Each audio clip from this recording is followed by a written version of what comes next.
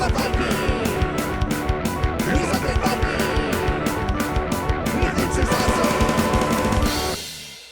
everybody, this is me, the Undead Viking, and this is Top Hats and Treachery. Top Hats and Treachery is a card game in which each person is running a Victorian-era hotel, and you have a lot of different guests that are staying at there, and they come from all walks and variety of life.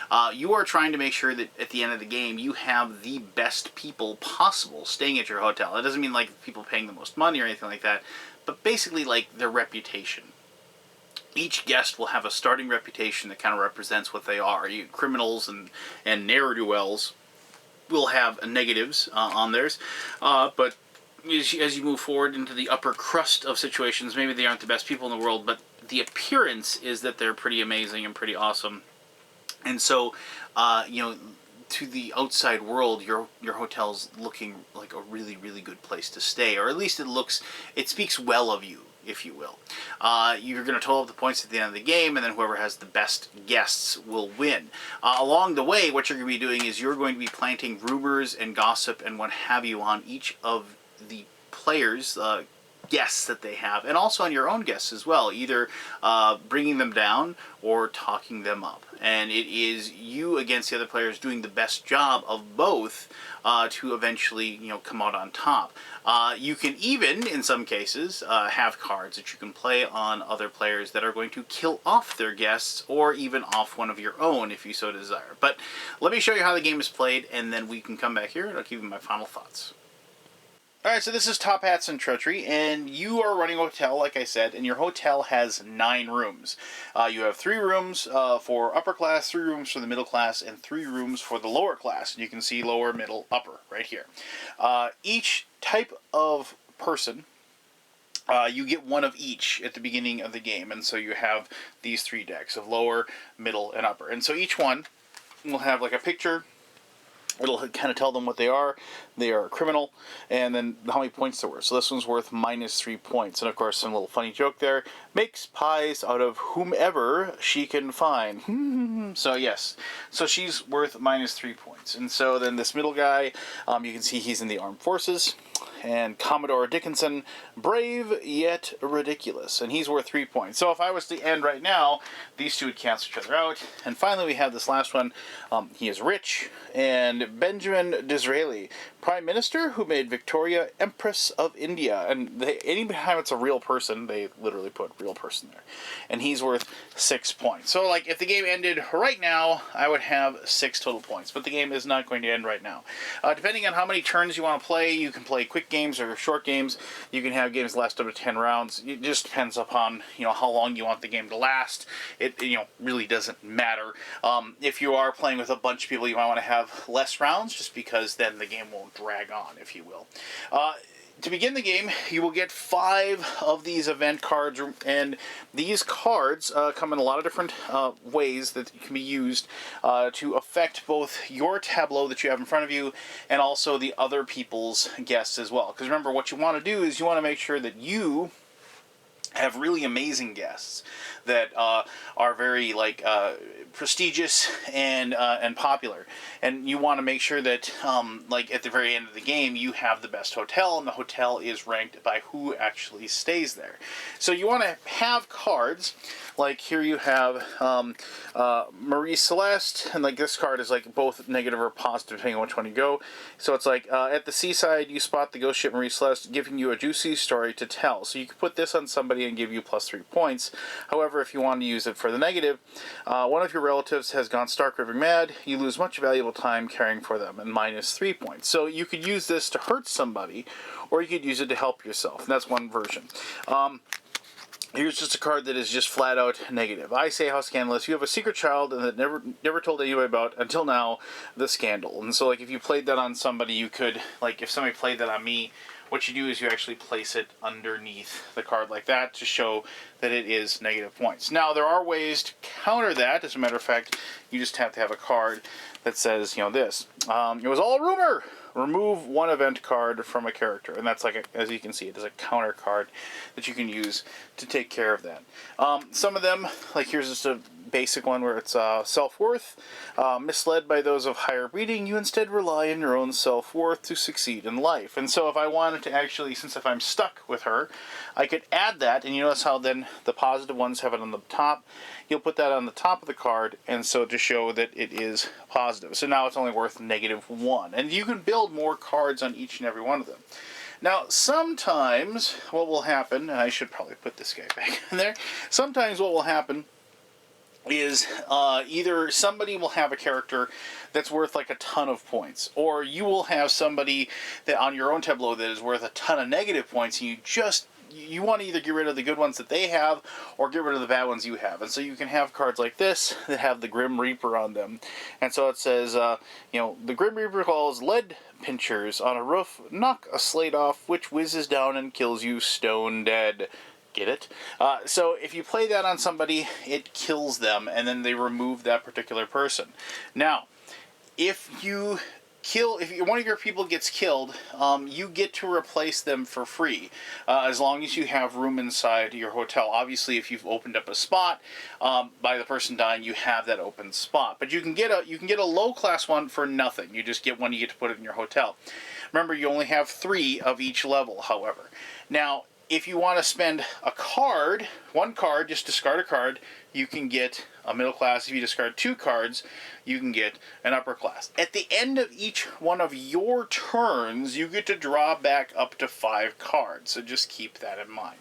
Now, a lot of times the cards themselves that you are going to be playing will sometimes have certain things that, like, you have to be a certain type of character for it to work. So, like, here's a Grim Reaper card. You are arrested and transported to Australia for your crimes, where you're eaten by a crocodile. Criminals only. So you can only play that on a criminal card, which, maybe would be really good for me, since I have that criminal. Maybe she's just really, really negative towards the end of the game. I can kill her off and get somebody better. Sometimes the, things are like this. The pen is mightier than the sword, and it's only for writers. And so there's things like that as well. And just the type of character comes into play as far as that goes. Now, the big thing is, how do you actually play? Well, the really simple way to play is you play one card, and then you draw one card. And everybody just keeps doing that over and over again until you get through the entire game, and you see what happens. Now, you can play that way if you want to. Maybe you play that way the very first time, but the much, much, much better way to play is exactly this. Simply deadly turn rules. At the beginning of the turn, you just roll a die, and then you do what this tells you. So you get to play one, draw one, steal cards from your neighbors, all these different options that you have that allow you to, do something different on each of your turns, all the way to, playing 2 separate cards and then drawing 2 cards. Each one of these options always maintains that you are going to have 5 cards in your hand at the end of your turn. And if you steal a card from somebody, they do get to draw a card back up to their maximum of 5. Now, a lot of people are going to say, well, that seems really chaotic and random, but, this game really isn't about winning. I mean, yeah, okay, at the end of the turns, you're going to total up your total number of points that you have for each one of your guests. You're going to see who has the most prestigious hotel. But what I found when I played it, it wasn't really about, my score, so much as it was me coming up with the story behind these people. It's like you have this rich, this guy, all of a sudden he's got a secret love child, and then later on, if you want to combat that, you're putting something on him, let's see here, let me just find a thing here, he trains, or I'm sorry, so then maybe now he's quick-witted. So I make my big guy quick-witted. So he's the quick-witted prime minister that had the secret love child. Or maybe then later on I could also say that he invested in the first ever computer as well. So, and I keep adding those things in those little stories. Yeah, I mean, there is some, strategy to the entire thing. I mean, you don't want to make somebody super, super worth tons of points, because that basically puts a giant target on them for the other players to kill off so they can knock you down. But, it is fun to come up with the long kind of story telling everyone about the life of each one of your players, or each one of your people that are staying in your hotel. I should also mention that after the first turn, you do get to draw another guest, and you roll a die to see what level of guest you get. On a 1 or a 2, and this is on your turn. On 1 or 2, you get a lower. 3, 4, you get a middle, and 5, 6, you get an upper. So if I roll, I get a 3. So then I get to add, this particular dude. So I could Passepartout Jones, a Welsh train driver. He wants to see the world, and so he's a professional. And so I would add him to my hotel. The game is not difficult. It is really, really straightforward. You're not going to have a lot of problems as far as the rules go. What you are going to have is a lot of fun messing with other people, making what they're like really, really good people really, really bad by playing cards on them. And also, like I said, feeding them to the crocodiles or having bits of a roof fall on top of their head and killing them as well. But I'll talk more about the storytelling aspects of this game in my conclusion. All right, thank you very much for learning how to play Top Hats and Treachery. The game is just fun. It's one of those take that-esque type games, games that I really, really enjoy. They are games that involve everybody at the table kind of watching and seeing what's going on and paying attention to the process. You're never really not paying attention to the board, and this isn't one of those things where anybody's going to be sitting on their phone, waiting for their turn in any way, because turns are quick and they're fast and they're fun. I am a big proponent of open table talk, and so people like talking about, hey, take that guy down, or don't play a card on me, or if you attack me, I swear I'm going to get my revenge. I have a big belief in promoting that in my games, because the game, to me, in a lot of ways, is just like the impetus of the fun, if you will.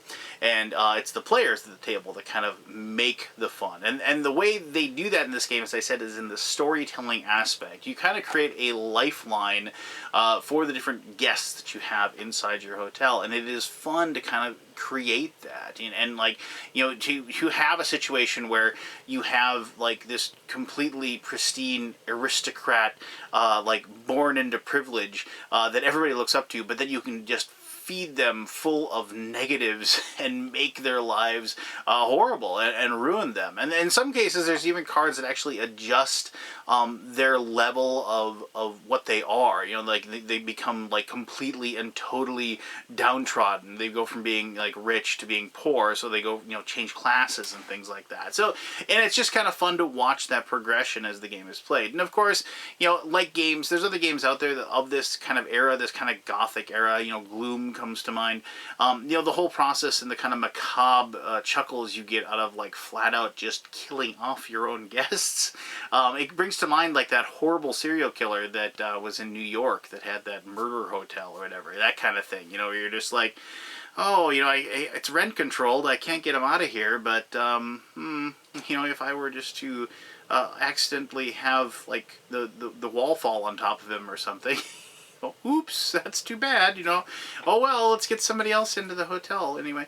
But, it's stuff like that, and like interactions like that and jokes like that we all have fun in my group, kind of acting that stuff out and kind of looking back and looking at our different tableaus of different people that are staying at. And you can have like that criminal card that I had of the woman who baked people into pies. I mean, I've had games where I have somebody that's like starts off like being horrible, but as you kind of build them up as the game goes by, and all of a sudden now you kind of brought them out of that ill repute that they have. I mean, sure, they might still be baking people into pies, but they're a war hero, or they invested their money wisely, or what have you, and it makes for kind of a fun journey, if you will. And that's what the game is. I mean, it isn't, in my opinion, isn't about who wins or loses. It is that fun little journey to tell your little stories as you go. So there you go. That is Top Hats and Treachery. If you like the whole take-that-y game, if you like little card games you can carry with you anywhere you go, I strongly suggest you check this one out. It is a heck of a lot of fun. Plus, it's kind of cool to have the historical people in there, because you can actually, and I have, Google them up and actually kind of read their life story and kind of learn a little bit more about, the people of this age. So, there you go. Thank you very much for taking the time to watch this video. Until next time, I am the Undead Viking, and I'm telling you, have yourself one heck of an awesome day. All right.